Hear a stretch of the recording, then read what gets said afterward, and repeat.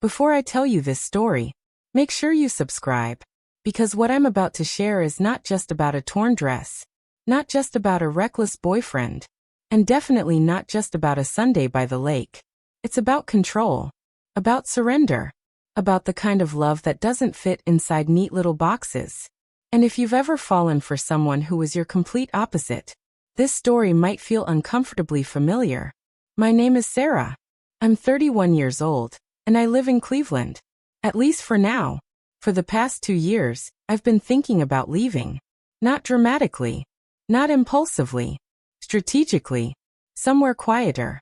Somewhere calmer. Somewhere like Burlington. A place that feels almost European in its stillness. Like Switzerland, but with American coffee shops and wooden porches. I like order. I like structure. I like knowing what happens next. I'm a college teacher.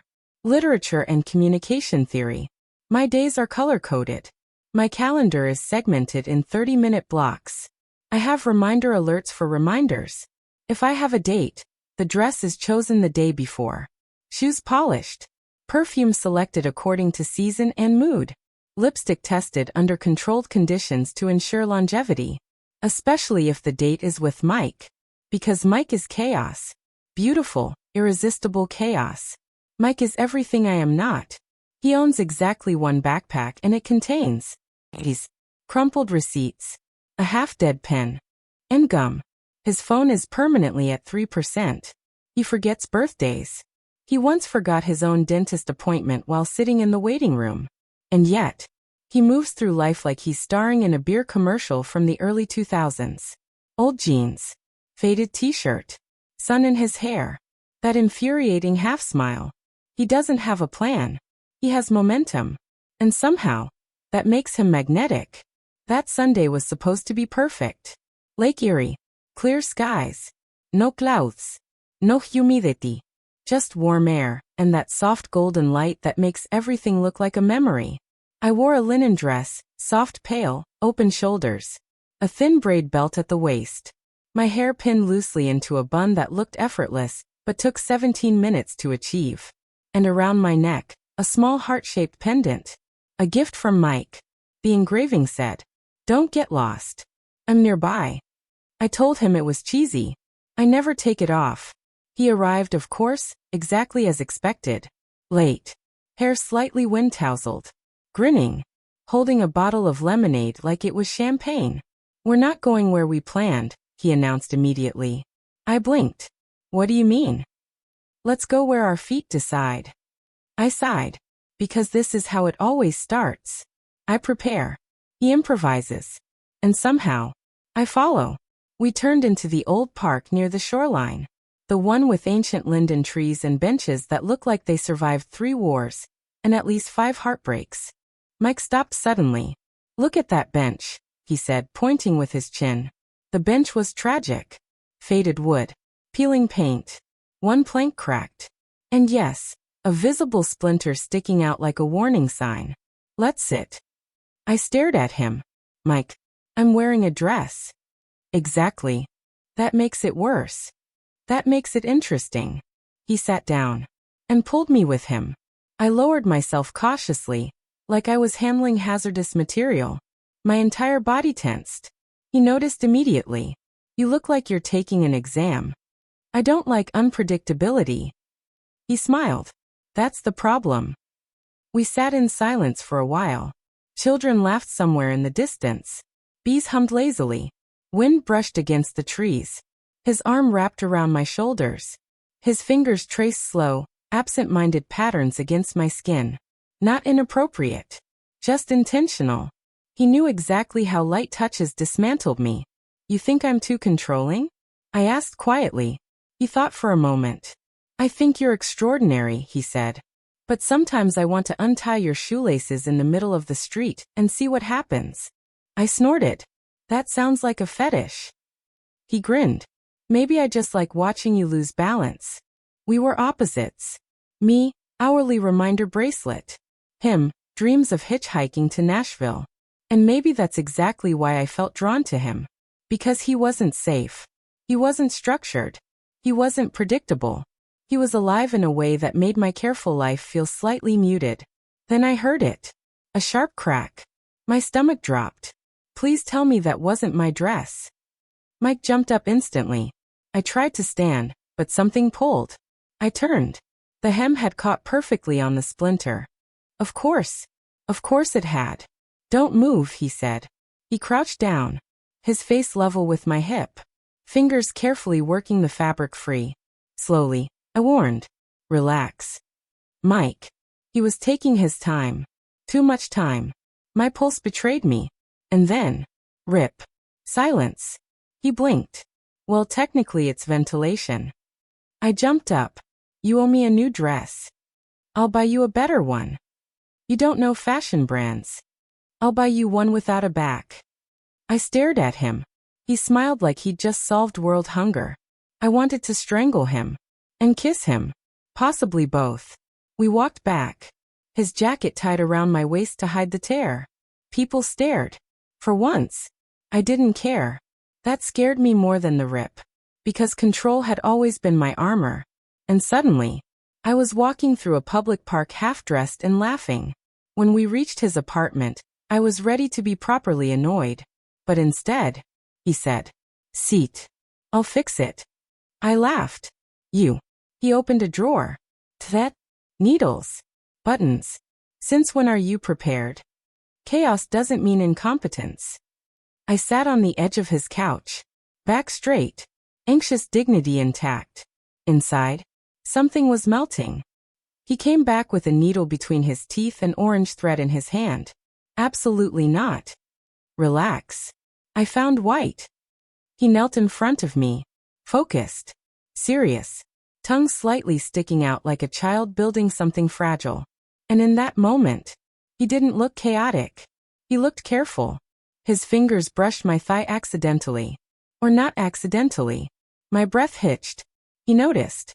Of course he noticed. Done, he said softly. But his hand lingered. Just slightly. Thank you, I whispered. We were too close. The air changed. Not explosive. Just charged. Can I? He began. Yes, I interrupted. But no splinters. He laughed. And instead of crossing any lines, he just pulled me into a hug. Firm. Gentle. Safe. That night we didn't go too far. But we stood right at the edge of something new. And for someone like me, standing at the edge felt like jumping. Cliffhanger transition. What happened the next morning? That's when I realized something terrifying. I wasn't losing control. I was choosing to let go. And those are two very different things. If you're still watching, this is where everything shifts. Because the morning after the torn dress wasn't about embarrassment. It wasn't about passion. It was about a choice.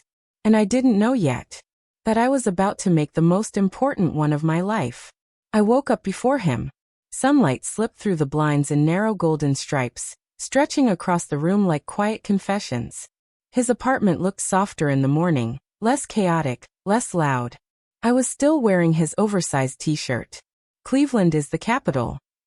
It hung loose on me, brushing mid-thigh. My dress was folded over the back of a chair. The small stitched scar at the hem looked almost symbolic now. A reminder. I looked at Mike. He was sprawled across the bed diagonally, as if geometry did not apply to him. One arm resting near my waist, the other hanging halfway off the mattress. He was snoring softly, unshaven, messy, peaceful. And suddenly, I felt safe. Not because everything was perfect, but because nothing was. And for someone like me, perfection had always been pressure. This felt like permission. He shifted slightly and pulled me closer without opening his eyes. "Morning," he murmured. "You're crushing me." "Gentle bulldozer," he corrected lazily. I smiled. Before him, I would have corrected posture, distance, boundaries. Too close. Too soon. Too unstructured. But something inside me had softened overnight. Maybe the bench wasn't an accident. Maybe the tear wasn't either. By the time I came out of the bathroom, he was in the kitchen barefoot, frying eggs like he had something to prove. The smell of coffee filled the apartment. "You'll be shocked," he said proudly. "I can cook when I feel like it. Just don't experiment." No honey this time. I promise. I laughed, and that's when my phone rang. Mum. My chest tightened. Because my life outside this apartment was organized, expected, structured, and I had not slept at home, which almost never happened. I stepped into the hallway. The call was short. Where are you? You sound tired. You're working too hard again. Yes, Mom. Everything's fine. But when I hung up, something wasn't fine. I leaned against the wall and stared at the ceiling. Because I realized something.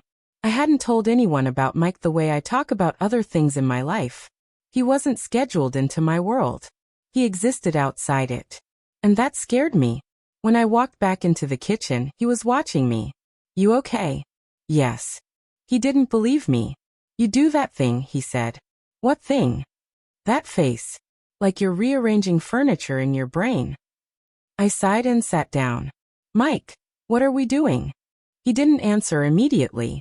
And for the first time since I met him, he looked serious. What do you mean? He asked carefully. I mean, I plan my life. I plan my career. I've even been thinking about moving. Moving where? Somewhere quieter, smaller, cleaner, structured. Burlington. I blinked. How do you know that? You talk about it when you're stressed. I hadn't noticed that. He leaned against the counter. And I talk about Nashville when I'm bored. That made me smile slightly. Because yes, he wanted to hitchhike to Nashville someday. No savings plan. No 5-year outline. Just go. That's exactly what I mean, I said softly. We want different things. He walked toward me slowly. Do we? Yes. Or do we just approach them differently? I looked at him. He crouched in front of my chair, like he had when he stitched my dress. Only this time his hands weren't holding thread. They were steady on my knees. Sarah, he said quietly, you don't want Burlington. You want peace. And you think peace only comes with control. I swallowed, because that hit harder than it should have. I'm not chaos, he continued. I'm not trying to ruin your plans. I know. But you don't have to run your life like an emergency exit map. Silence filled the room. I don't want you to shrink yourself to fit my spontaneity, he added. And I'm not asking you to give up structure. Then what are you asking? He smiled slightly. I'm asking you to stop being afraid of a splinter. The bench. Of course. He always circles back. I stood up slowly, walked to the window. Lake Erie shimmered faintly in the distance. I thought about Burlington. I thought about Nashville. I thought about the version of myself who had everything planned down to the shade of lipstick. And I thought about yesterday, laughing in the park with a ripped dress and his jacket tied around my waist. And not caring. That was new. That was terrifying. That was freeing. I turned around. What if this doesn't work? He shrugged. Then it doesn't. That's it. Yeah. You're not afraid? Of losing you? Of course I am. He stepped closer. But I'm more afraid of never trying. That was the difference between us. I avoided risk to prevent loss. He accepted risk because of possibility. I walked toward him slowly. My heart wasn't racing dramatically. It was steady, calm, certain. I don't want to move to Burlington, I said. He blinked. Okay. I don't want to run away every time something isn't perfectly aligned. He didn't speak. I want to learn how to sit on broken benches without panicking. That made him laugh softly. And I want to see what happens if I don't untangle my shoelaces immediately. He stepped closer. So I'm not choosing chaos. I placed my hands on his chest. I'm choosing you. Silence. Not cinematic. Not explosive. Just real. He rested his forehead against mine. You're still going to color code your calendar, aren't you? Absolutely. And you'll still judge my backpack? Without mercy. He smiled. Good. For emotional closure and retention payoff. We didn't move to Burlington. He didn't hitchhike to Nashville. Not yet. Instead, we took small risks. Spontaneous road trips, planned one day in advance. Unscheduled evenings. Dinner at places without checking reviews first. I still choose my dresses early, But sometimes I sit on the bench without inspecting it first. And the tear in that linen dress? I kept it. I never fully repaired the scar. Because it reminds me of something important. Control is comforting. But love requires a little splinter. If you've ever fallen for someone who disrupts your carefully drawn lines, maybe they're not there to ruin your plans. Maybe they're there to redraw them. And if this story felt familiar, don't forget to subscribe. Because sometimes the best chapters begin with something slightly broken.